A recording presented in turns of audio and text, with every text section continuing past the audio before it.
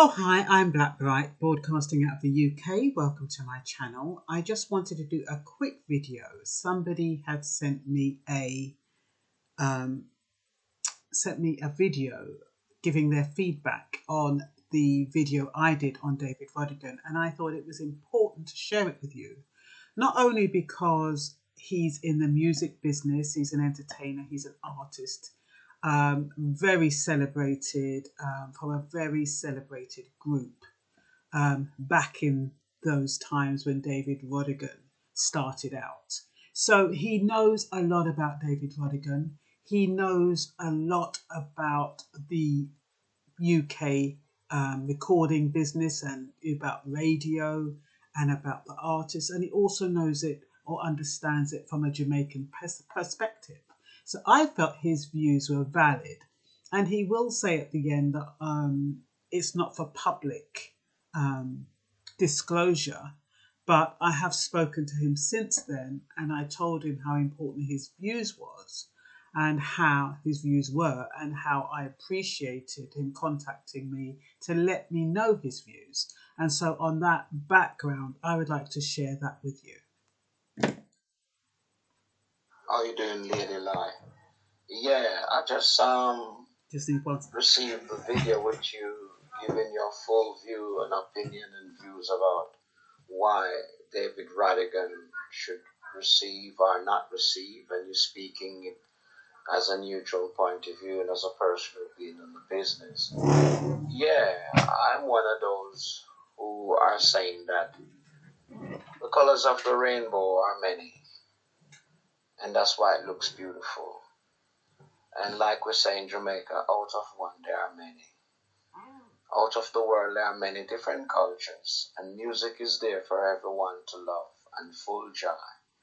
Now, when Rodigan come on the scene, I didn't read about it. I knew about it because I was alive and well. Reggae music, where Jets Palmer, not Jetstar, Arbortone, and Third World, late Count Shelley, and Trojan and Island Record. Reggae was the biggest thing in the United Kingdom. Even if the BBC only give it a limited amount of platform for it to establish itself. Reggae was selling more on the market, more than some of the pop songs that was going into the charts. And you look from Desmond Dekker had about 7 hits in the pop charts, from Millie to the Pioneers, to John Holt, to Ken Booth, to Bruce Ruffin, to the Wailers, to the Upsetters, to Harry J. All-Star, to Bob and Marcia, to Pam All, and Young Girly Too Girly Girly. There have been hundreds and hundreds of hits of reggae songs, Rivers of Babylon, Oh What a Sweet Sensation, that hit the British pop chart. So reggae was phenomenally popular, and the BBC was doing everything to try and stop it, in my view and opinion.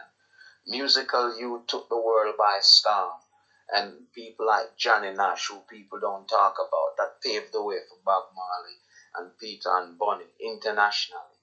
Now, when Rodigan come along, Steve Bernard used to do the same package. When he played the record, he would say who the artist is, which label it's released on, and when it's going to be released.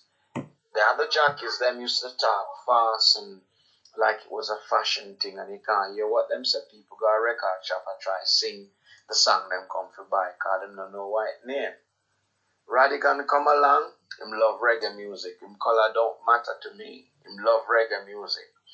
And when he come along like you say with the package. You know, he even helped to bring back Studio One and Treasure Island, the highlight of the public, because sound system back in those days begin to look at those songs as old songs, and Rodigan would say, this is Lord Creator singing Kingston Town or whatever, and him come from Trinidad, and this is Jackie Opel, great singer, come from Barbados, and this is Roland and Fanso, come from Cuba, and Rita Marley was born in Cuba. He gives those in-depth information, because back in the days when I see pictures of artists and album covers, much less info, you know, information was there in some of them, you know, but Rodigan gave a full picture, And when him speak, his platform goes internationally. When a sound system playing, in my view, it's in the house or it's in the hall where it is, and next week them go somewhere, the next day them go somewhere. But when Rodigan or you or any DJ speak, it gone worldwide. All we know, people might be eating up in a Mars and listen to it. So what the brethren Wayne Iris said, I totally agree with him, right? You know, the award for the Hollywood Academy Award thing, all the actors don't get award at the same time. Those who get it today, this year, fine. And if them good enough, they might get it next year again. So people who wait in turn to get it, you know, at the talk of Owen Gray, yes, he's a foundation person, first person to make a dub plate as well. You know, there's so many things, you know, so, you know, I don't understand why it matter if he's white and I'm black, I should get it first.